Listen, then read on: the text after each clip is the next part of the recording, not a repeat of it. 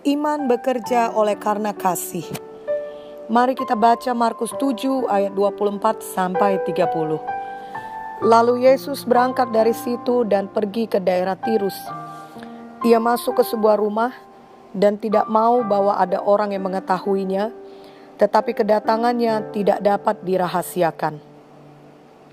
Malah seorang ibu yang anaknya perempuan kerasukan roh jahat segera mendengar tentang dia, lalu datang dan tersungkur di depan kakinya. Perempuan itu seorang Yunani bangsa Siro-Fenisia. Ia memohon kepada Yesus untuk mengusir setan itu dari anaknya.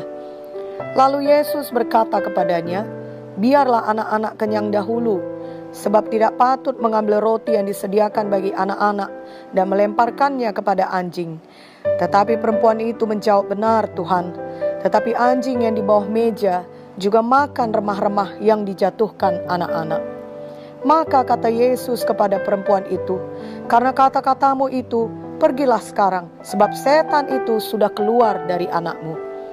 Perempuan itu pulang ke rumahnya, lalu didapatinya anak itu berbaring di tempat tidur, sedang setan itu sudah keluar. Mari kita baca lagi Matius 15 ayat 21 sampai 28. Lalu Yesus pergi dari situ dan menyingkir ke daerah Tirus dan Sidon. Maka datanglah seorang perempuan Kanaan dari daerah itu dan berseru, "Kasihanilah aku ya Tuhan, anak Daud, karena anakku perempuan kerasukan setan dan sangat menderita." Tetapi Yesus sama sekali tidak menjawabnya. Lalu murid-muridnya datang dan meminta kepadanya, "Suruhlah ia pergi, ia mengikuti kita," dengan berteriak-teriak. Jawab Yesus, "Aku diutus hanya kepada domba-domba yang hilang dari umat Israel." Tetapi perempuan itu mendekat dan menyembah dia sambil berkata, "Tuhan, tolonglah aku." Tetapi Yesus menjawab, "Tidak patut mengambil roti yang disediakan bagi anak-anak dan melemparkannya kepada anjing." Kata perempuan itu, "Benar Tuhan, namun anjing itu makan remah-remah yang jatuh dari meja tuannya." Maka Yesus menjawab dan berkata kepadanya, "Hai ibu, besar imanmu, maka jadilah kepadamu seperti yang kau kehendaki." Dan seketika itu juga anaknya sembuh. Dalam firman Tuhan tersebut kita membaca bahwa Tuhan Yesus pergi ke daerah non-Yahudi. Dan perempuan yang datang kepada Tuhan Yesus itu juga bukanlah seorang bangsa Yahudi. Sebelum Tuhan Yesus disalib, selalu ada perbedaan antara bangsa Yahudi dan non-Yahudi. Kita membaca bahwa wanita itu bukanlah seorang bangsa Yahudi. Dan Tuhan Yesus menyatakan bahwa jika bangsa Yahudi adalah anak-anak atau domba-domba Tuhan, maka perempuan yang non-Yahudi itu adalah seperti anjing saja. Betapa dahsyatnya perbedaannya sekarang kepada kita yang non-Yahudi, tetapi percaya kepada Yesus sebagai juru selamat kita. Tuhan mengangkat kita sebagai anak-anaknya. Yohanes 1 ayat 12 berkata, "Tetapi semua orang yang menerimanya diberinya kuasa supaya menjadi anak-anak Allah, yaitu mereka yang percaya dalam namanya." Kita sekarang sudah menjadi ahli waris kerajaan sorga oleh karena penebusan Tuhan Yesus. Ini tertulis dalam Efesus 2 ayat 11 sampai 19 dan Efesus 3 ayat 6. Betapa besarnya kasih Allah kepada seluruh manusia di dunia ini. Kasih Allah tentulah tidak dapat disangkal atau disangsikan lagi kasih Allah kepada kita manusia. Allah adalah kasih. 1 Yohanes 4 ayat 8 dan 16 berkata, "Barang siapa tidak mengasihi, ia tidak mengenal Allah, sebab Allah adalah kasih." Kita telah mengenal dan telah percaya akan kasih Allah kepada kita. Allah adalah kasih, dan barang siapa tetap berada di dalam kasih, ia tetap berada di dalam Allah, dan Allah di dalam dia.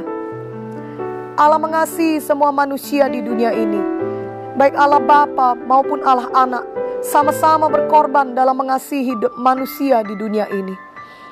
Yohanes 3 ayat 16 berkata, "Karena begitu besar kasih Allah akan dunia ini, sehingga ia telah mengaruniakan anaknya yang tunggal, supaya setiap orang yang percaya kepadanya tidak binasa, melainkan beroleh hidup yang kekal." 1 Yohanes 3 ayat 16 berkata, "Demikianlah kita ketahui kasih Kristus, yaitu bahwa ia telah menyerahkan nyawanya untuk kita. Jadi kita pun wajib menyerahkan nyawa kita untuk saudara-saudara kita. Dan kasih Allah itu kekal selamanya. Yeremia 31 ayat 3 berkata, dari jauh Tuhan menampakkan diri kepadanya. Aku mengasihi engkau dengan kasih yang kekal.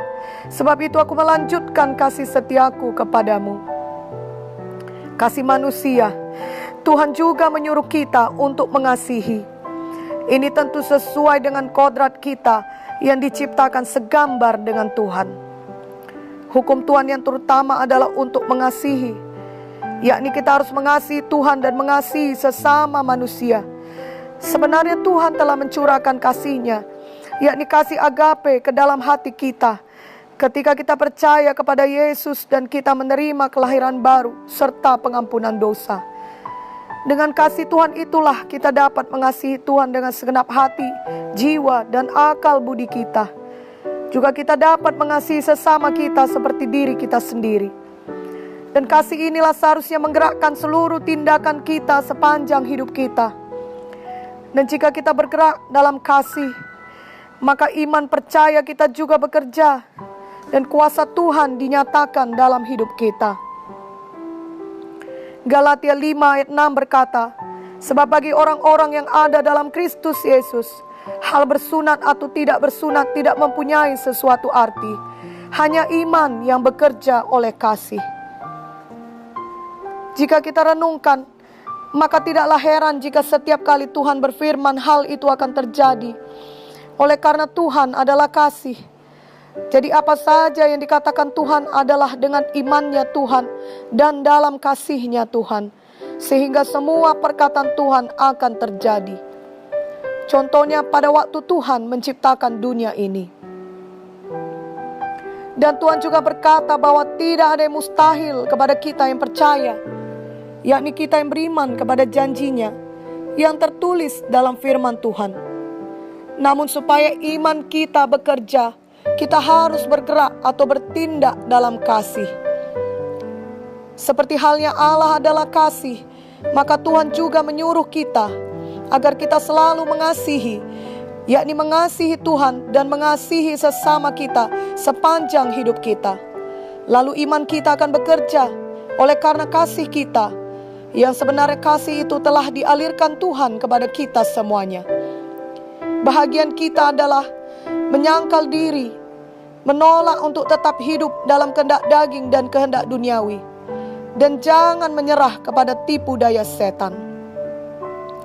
Mari kita baca 1 Yohanes 2 ayat 15 sampai 17. Janganlah kamu mengasihi dunia dan apa yang ada di dalamnya. Jikalau orang mengasihi dunia, maka kasih akan Bapa tidak ada dalam orang itu. Sebab semua yang ada dalam dunia, yaitu keinginan daging dan keinginan mata serta keangkuhan hidup, bukanlah berasal dari Bapa, melainkan dari dunia. Dan dunia ini sedang lenyap dengan keinginannya. Tetapi orang yang melakukan kehendak Allah tetap hidup selama-lamanya. Dan Lukas 9 ayat 23 menuliskan, katanya kepada mereka semua, setiap orang yang mau mengikut aku, ia harus menyangkal dirinya, memikul salibnya setiap hari, dan mengikut aku. Kehendak daging dan kehendak roh berlawanan. Kita harus selalu berjalan dalam roh, dalam kasih. Mari kita baca Galatia 5 ayat 24 sampai 25. Barang siapa menjadi milik Kristus Yesus, ia telah menyalibkan daging dengan segala hawa nafsu dan keinginannya. Jikalau kita hidup oleh roh, baiklah hidup kita juga dipimpin oleh roh. Dan Yohanes 13 ayat 34 sampai 35. Aku memberikan perintah baru kepada kamu, yakni supaya kamu saling mengasihi, sama seperti aku telah mengasihi kamu. Demikian pula kamu harus saling mengasihi. Dengan demikian semua orang akan tahu bahwa kamu adalah murid-muridku, yaitu jikalau kamu saling mengasihi. Dan Yohanes 15 ayat 12 sampai 13. Inilah perintahku, yaitu supaya kamu saling mengasihi, seperti aku telah mengasihi kamu. Tidak ada kasih yang lebih besar daripada kasih seorang yang memberikan nyawanya untuk sahabat-sahabatnya. Dan Roma 13 ayat 8 sampai 14. Janganlah kamu berhutang apa-apa kepada siapapun juga, tapi hendaklah kamu saling mengasihi. Sebab barang siapa mengasihi sesamanya manusia, ia sudah memenuhi hukum Taurat. Karena firman jangan berzina, jangan membunuh, jangan mencuri, jangan mengingini dan firman lain manapun juga sudah tersimpul dalam firman ini, yaitu kasihilah sesamamu manusia seperti dirimu sendiri. Kasih tidak berbuat jahat terhadap sesama manusia, karena itu kasih adalah kegenapan hukum Taurat. Hal ini harus kamu lakukan karena kamu mengetahui keadaan waktu sekarang, yaitu bahwa saatnya telah tiba bagi kamu untuk bangun dari tidur. Sebab sekarang keselamatan sudah lebih dekat bagi kita daripada waktu kita menjadi percaya. Hari sudah jauh malam, telah hampir siang. Sebab itu marilah kita menanggalkan perbuatan-perbuatan kegelapan dan mengenakan perlengkapan senjata terang. Marilah kita hidup dengan sopan seperti pada siang hari. Jangan dalam pesta pora dan kemabukan, jangan dalam percabulan dan hawa nafsu, jangan dalam perselisihan dan iri hati.